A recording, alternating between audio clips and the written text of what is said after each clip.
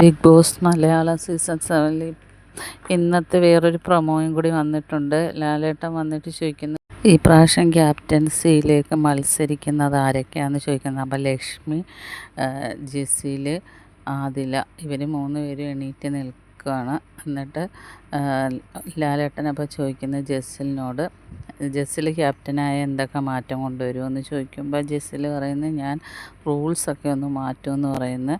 ആദിലയോട് ചോദിച്ചപ്പോൾ ആദില പറഞ്ഞതും ഇവിടുത്തെ ചെറിയ ചെറിയ വഴക്കുകളൊക്കെ ഇല്ലാതാക്കും. ലക്ഷ്മിയോട് ചോദിച്ചപ്പോൾ ലക്ഷ്മിയും പറഞ്ഞത് അത് തന്നെയാണ്, സില്ലി വഴക്കുകളൊക്കെ ഇല്ലാതാക്കും എന്നാണ് പറഞ്ഞത്. അത് കഴിഞ്ഞ് പിന്നെ ഇവർ ആക്ടിവിറ്റി ഏരിയയിൽ ഒരു ടാസ്ക് ചെയ്യുന്നതാണ് കാണിക്കുന്നത്. നല്ല നീളത്തിലുള്ള റിബൺ ഇങ്ങനെ കറങ്ങി കറങ്ങി വയറ്റിൽ ചുറ്റും എന്നതാണ് ടാസ്ക്. അപ്പോൾ ഏറ്റവും വേഗത്തിൽ അത് ചുറ്റി തീരുന്ന ആളായിരിക്കും വിജയി.